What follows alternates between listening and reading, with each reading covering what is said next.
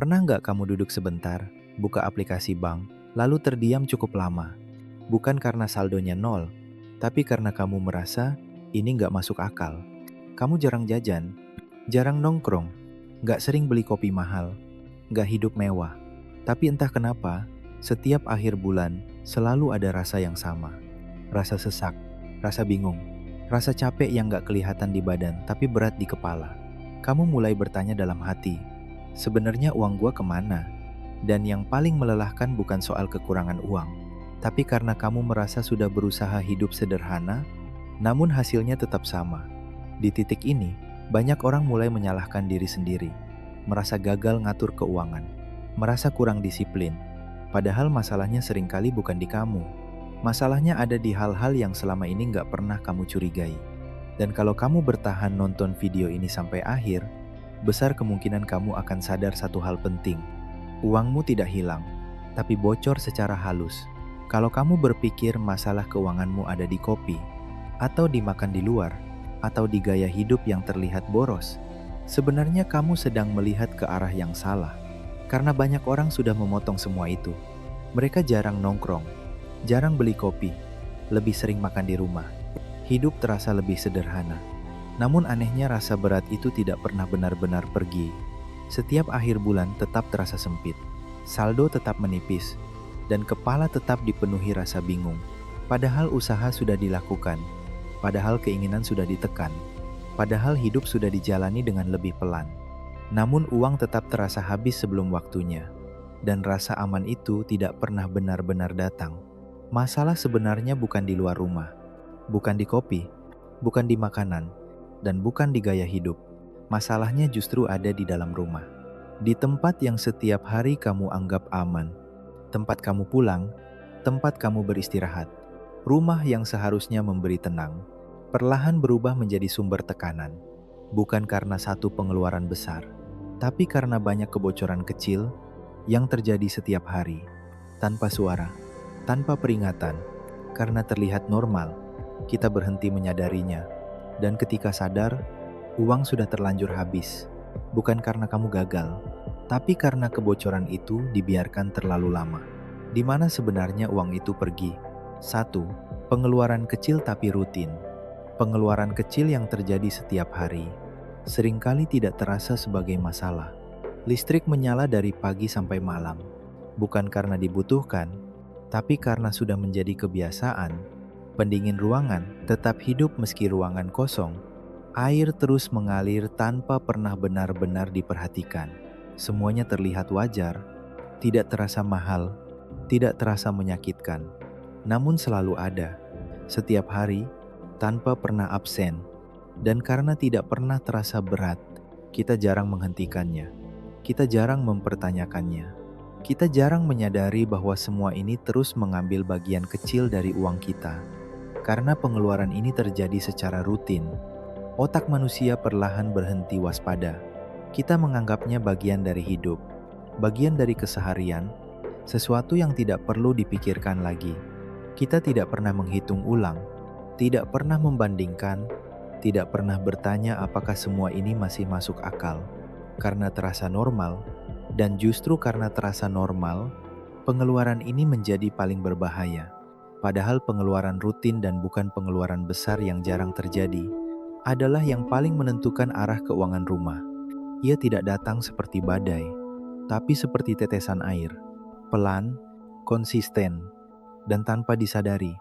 Hingga suatu hari, kita baru sadar, uang terasa selalu habis, padahal tidak pernah merasa membelanjakannya secara berlebihan. 2. Langganan yang lupa dibatalkan. Langganan adalah salah satu pengeluaran yang paling sering kita lupakan. Bukan karena besar, tapi karena terasa kecil dan tidak mengganggu. Aplikasi, layanan streaming, membership, semuanya dulu didaftarkan dengan alasan yang masuk akal. Karena butuh, karena ingin mempermudah hidup, karena merasa akan sering dipakai. Masalahnya muncul bukan saat kita mendaftar, tapi saat kebutuhan itu perlahan hilang. Aplikasi jarang dibuka, streaming jarang ditonton, membership tidak lagi digunakan. Namun tagihan tetap berjalan setiap bulan, tanpa pernah berhenti, dan tanpa pernah meminta izin ulang kepada kita. Jumlahnya memang tidak besar. Satu terlihat sepele, dua masih terasa wajar, tapi ketika jumlahnya banyak, ia mulai mengambil ruang, dan karena tidak terasa langsung, kita membiarkannya terus berjalan. Kita membiarkannya mengambil bagian kecil dari uang kita, tanpa pernah benar-benar disadari. Uang keluar bukan dengan hentakan, bukan dengan kejutan, tapi dengan cara yang sangat tenang, sangat rapi, dan sangat konsisten, tanpa rasa kehilangan, tanpa rasa bersalah.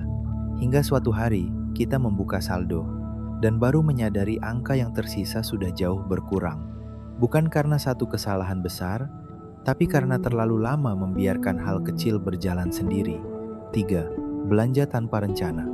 Belanja tanpa rencana seringkali tidak terasa sebagai kesalahan, karena awalnya terlihat sangat sederhana. Masuk toko, bukan karena benar-benar butuh, tapi karena lewat, karena sedang di jalan, karena sekalian, karena merasa tidak ada salahnya masuk sebentar. Dan dari situlah semuanya dimulai. Diskon membuat kita merasa pintar, promo membuat kita merasa menang, seolah kita sedang mengambil kesempatan, seolah kita sedang menghemat. Padahal yang sebenarnya terjadi adalah kita sedang mengeluarkan uang, bukan karena kebutuhan, tapi karena dorongan sesaat. Dan karena dorongan ini terasa ringan, kita jarang menyadarinya sebagai masalah. Seringkali barang yang dibeli tidak benar-benar dibutuhkan, tidak digunakan dalam waktu lama. Bahkan ada yang tidak pernah dipakai sama sekali. Ia hanya berpindah dari rak toko ke sudut rumah, menumpuk perlahan, mengisi ruang, tanpa memberi nilai yang sepadan. Namun uangnya sudah terlanjur pergi. Uang hilang bukan karena satu keputusan besar, tapi karena banyak keputusan kecil yang diambil tanpa sadar.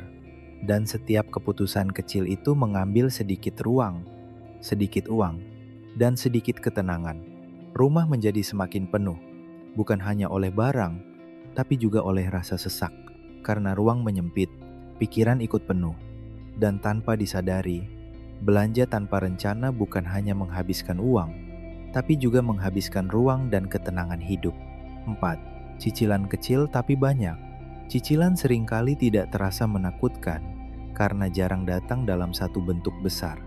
Bukan satu cicilan mahal yang langsung membuat kita berpikir ulang, tapi banyak cicilan kecil yang terlihat ringan, yang terasa aman, yang terasa masih bisa ditangani.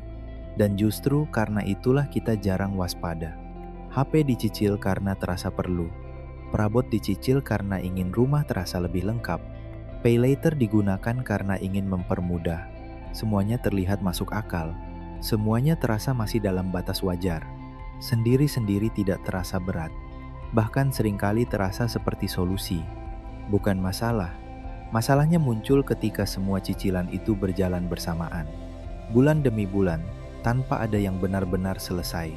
Satu belum lunas, yang lain sudah menyusul. Dan tanpa sadar, penghasilan yang masuk sudah terbagi sejak awal, bahkan sebelum sempat direncanakan. Ketika digabung, cicilan kecil ini mulai menggerogoti ruang bernapas. Bukan dengan cara yang kasar, tapi dengan cara yang halus. Setiap bulan mengambil sedikit, setiap bulan mengurangi kelonggaran. Hingga suatu hari, napas terasa sesak.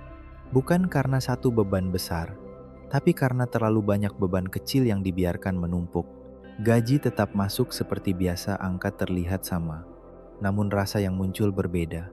Karena uang itu tidak lagi sepenuhnya berada di tanganmu. Ia sudah terbagi, sudah diarahkan, dan sudah memiliki tujuan sebelum kamu sempat memikirkannya. Dan di titik inilah banyak orang baru sadar bahwa masalahnya bukan pada besar kecilnya cicilan, melainkan pada jumlah dan kebiasaan yang dibiarkan berjalan terlalu lama tanpa kendali. Oke, itu 4 poin yang perlu kamu ketahui. Karena rumah itu sistem.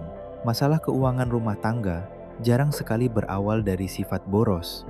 Lebih sering ia tumbuh dari ketidaksadaran, dari kebiasaan kecil yang dibiarkan, dari keputusan sederhana yang tidak pernah ditinjau ulang, dan dari rutinitas yang berjalan tanpa arah. Kita merasa tidak berbuat kesalahan besar, namun pelan-pelan kondisi keuangan terasa semakin sempit.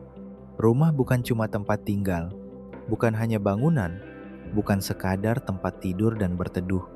Rumah adalah sistem.